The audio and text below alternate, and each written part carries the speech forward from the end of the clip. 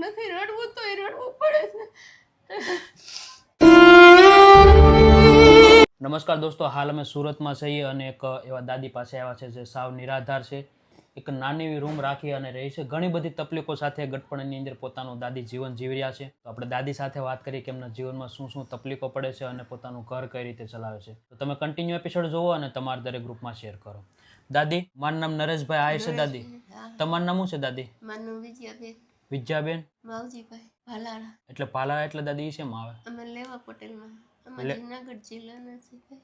લેવા પટેલ. મૂળ વતન જુનાગઢ? હા, જુનાગઢની બાજુમાં મજીવડી ગામ છે ને ત્યાં અમારું ગામ છે. હા. તો પછી દાદી ઘરમાં કોણ કોણ રહ્યો તમે? હું એકલી રહું. બીજું કોઈ નહીં દાદી? કેમ રડો છો દાદી? ઘણું દુઃખ છે ભાઈ, શું કરવું? નથી રડવું તો રડવું પડે છે. દાદી, રડોમાં હું સમજી શકું કે એકલા જીવન જીવવું ખૂબ અઘરું થઈ જાય ગટપણમાં. તો પછી મારા દાદાને કેટલો ટાઈમ છે દાદી? એનો ઘણા આમાં સાલ લખેલી ફોટો. હા, બરોબર. 2001 તો 25 વર્ષથી દાદી તમે આવી રીતે એકલા રહ્યો? બધાના કામ કરવું પણ હવે શક્તિ વહી ગઈ ભાઈ. કામ નથી થઈ શકતા હવે આ બધા રબારી છે ને. હા. આ બધા રબારીનો પાડો છે. બધા મને ઓળખે છે. એમ કહો ને કે વિજયાબા, તો એમ કે તમને એને કેટલું દુઃખ છે. હવે બધાના કેન ઉઠકોનું ભાષણ ઉટકવા જાઉં. હજી જાઉં છું પણ આ શું છે, તાવ આવે છે ને તો પડી જાવ ને.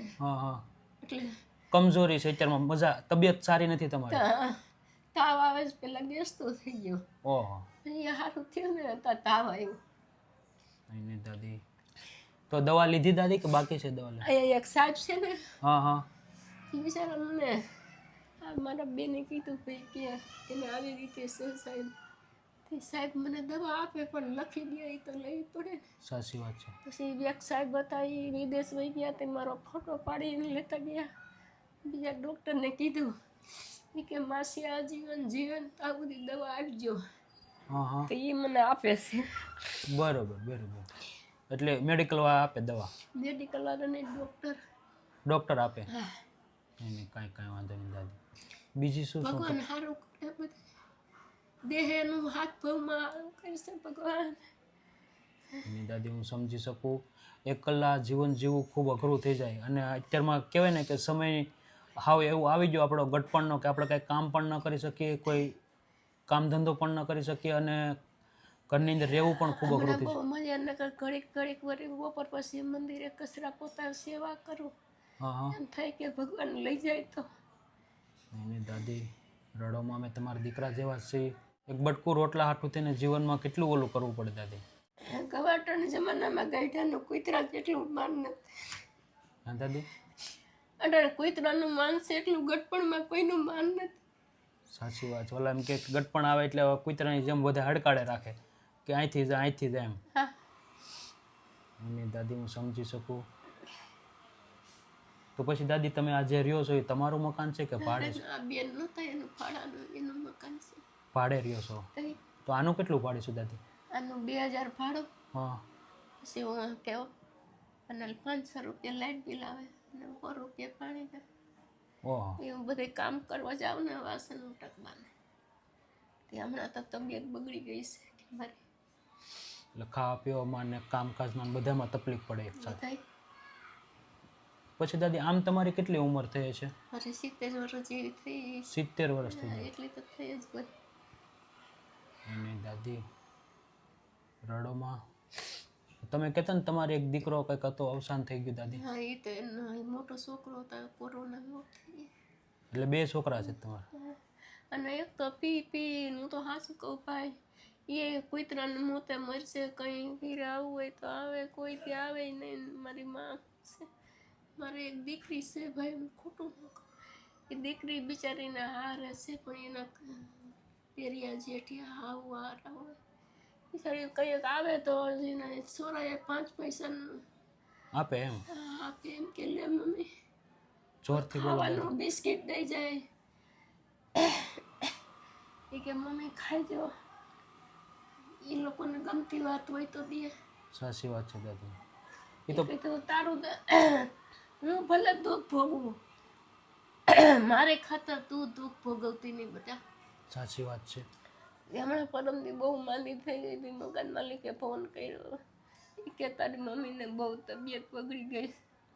તો રાતે 7 વાગે આવી, પછી મને દવાખાને લઈ ગઈ, પછી મૂકીને દવા લખી દીધી હતી, લઈને પછી વહી ગઈ. મેં કીધું તું જા બટાવ. મારે લીધે એટલી મકાન માલિકે ખીચડી દીધી ને ખાઈને દવા પી લીધી. અને દાદી મારે લીધે એને દુઃખ નું કરે ને ભાઈ. સાચી વાત એને છે. એક ભાણિયો 19 વર્ષનો છે ને એ જેલમાં ને તેદુનો રોયો નથી, બોલ્યો નથી. ઓહો. અટાણે હુતા સમજે એને ખવડાવે બિચારી. મારું મેં કીધું હું ભલે મરી જાઉં, તું ભાઈ જા, તારા છોકરા શું કરે. સાચી વાત છે. એની દાદી હું સમજી શકું. અને એક માં હોય કોઈ દી એના સંતાનોને દુઃખી ન જોઈ શકે, પણ ઓલા કહે ને એમ કે જ્યારે દીકરા મોટા થઈ જાય એટલે એને ખબર નથી રહેતી કે મારી માં કોણ છે. ભાઈ તે ને એ તો કમોતે મરે એવા થાય ભાઈ. નકર માનવ એમ જીભ ન ઉપડે. કવા પીવે ને એ દુનિયા બગાડે, ઘર તો બગાડે, દુનિયા બગાડે. સાચી વાત છે. એને ખુદને ખબર નથી રહેતી મારા મા બાપ કોણ છે, મારા માને હું તકલીફ છે. કોઈની દુનિયાની કાંઈ છે જ નહીં. હું કેવી હતી ને જાત કરીને લોકોના કામ કરી મોટા કર્યા. અટાણ સુધી નહીં ગયા ને કે દુનિયા ગામના કામ કરું છું. ઓહો. અને છેલ્લે તો એ દીકરા આવી રીતનું કરે એટલે દુઃખ થાય એમ. આ નંબરે નાખ્યા નામ બધા પડ્યા હોય એ બધા મોટા સુધી ઉટકા બધાના વાસણ થઈ આવડા દૂધના કેન હોય ને અટણની ઘડી સુધી મેં ઉટકા બધાને. ઓહો. એટલા બધામાં દવા બધી ખોયડા રબારી નાખશે. હા હા. એટલે ઓલા જે દૂધના કેન આવે તમે પછી સાફ કરો એમ. હા એ દૂધ દઈને આવે ને હા હા. રાતે 10-11 વાગે બધી કેન સાફ કરવું, પછી આવું સવારે જાવ સાફ કરવા, પાછી ઓહો. બપોરે વાસણ ઉઠવા જાવ. એવી રીતે ઘરે કહો તો એ દીકરાને દયા નથી આવતી. તો પછી દાદી તમારે કોઈ આમ સમાજથી કે ઓલાથી કોઈ કાંઈ નથી કહેતું કોઈને? ઘરે ભાઈ આવા હોય ને પી પેલા એ સાંજે પીવાનું જ ભારે, કોઈને ભારે. સાચી વાત છે. એના કરતાં પહેલથી ન હોત તો આવ્યો તો ભગવાને એક દીકરી દીધી આવી હાથ હોત ને તો સારું હતું દીકરા કરતા. એને હું સમજી શકું દાદી કે આજે ઓલા કેમ કે એની કરતાં તો ન હોત તો સારું હતું દીકરો એમ. કેમ કે અમુક દીકરા એવી રીતનું કરે ને કે નો આપણે ક્યાંય હાલી શકીએ, નો આપણે કોઈને કહી શકીએ. કોઈને કહેવા જેવું નહીં. હા, કે જો એની માં એના દીકરાનું કે એમ. તો કોઈ માહિતી એમ કહેજો એ કે દીકરાનું કે તો બીજાનું હું ન કે. સાચી વાત છે. બિચારી છોકરી આવે તો કંઈક આવે 8 દી એકવાર આટો મારે, કંઈક વળી 15 દી આવે, કંઈક ખાવાનું લેતી આવે, કંઈક શાકભાજી દઈ જાય કે મારી માં શું કરશે. દીકરીને પેટમાં ભરે.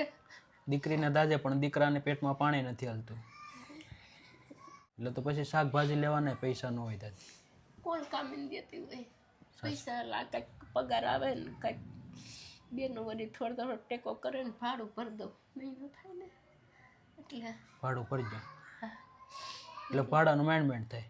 નાની બાટલી દૂધ લીધું હોય ને તો સવારે ચા કરું, પછી રોંઢે કોઈ દી ન કરું. કામ કરવા જાવ ને ત્યાં મને ચા દે. હા હા. દુખે ને કોણ ન દે. સાચી વાત છે.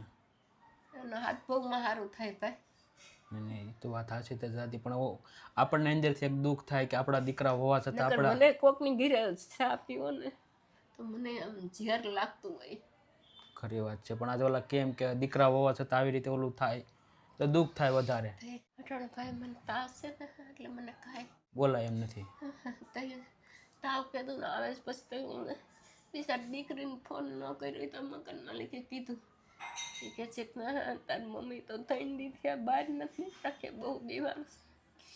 બિચારી 6 વાગે ફોન કર્યો તો 7 વાગે આવે. ઓહો. એને દાદી રડોમાં તો અત્યારે હું દાદી ખાવા પીવામાં તકલીફ પડે તમારે? કાંઈ નહીં, ઉપાધિ કરવામાં દાદી અમે તમારા દીકરા જેવા છીએ ને જે પણ અમારથી મદદ થઈ શકે ને એટલી મદદ કરવાની કોશિશ કરીએ ને દાદી.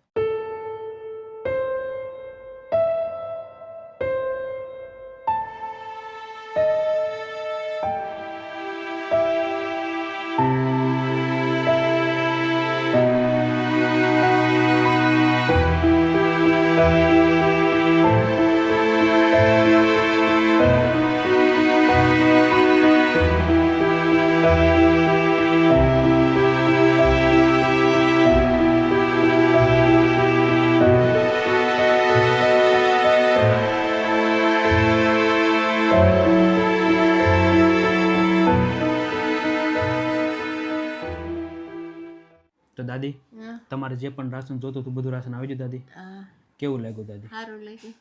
શું કહેશો દાદી? હા ભગવાન સુખી કરશે, હાજર નરવા રાખે ભાઈ, તમે આશીર્વાદ દઉં ને હું તો. ચોક્કસ દાદી. અને આજનું આ ખાસ રાશન છે દર્શિતાબેન માંગરોલિયા અને ડેનિશભાઈ માંગરોલિયા જે કેનેડાથી છે, અને એમના તરફથી આ બધું જ રાશન છે દાદી. તો શું કહેશો તમે એમના વિશે? હા, આવું દાન કોણ કરશે ભાઈ, તમે કરો છો અમારા જેવા ગરીબ માણસ. નહીં ચોક્કસ દાદી. અને આજનું આ ખાસ રાશન છે ને દાદી, એ દર્શિતાબેન માંગરોળિયા અને ડેનિશભાઈ માંગરોળિયા જે કેનેડાથી છે, અને એમના તરફથી દાદી બધું રાશન છે. તો શું કહેશો એમના વિશે? ભગવાન એને ભવો ભય સુખી રાખે એના દીકરાઓને એને નહીં ચોક્કસ મારા આશીર્વાદ છે. નહીં ચોક્કસ દાદી. અને જે પણ એવડાથી થઈ શકતું, અમારથી થઈ શકતું દાદી, એટલું રાશન આપવાની કોશિશ કરી છે.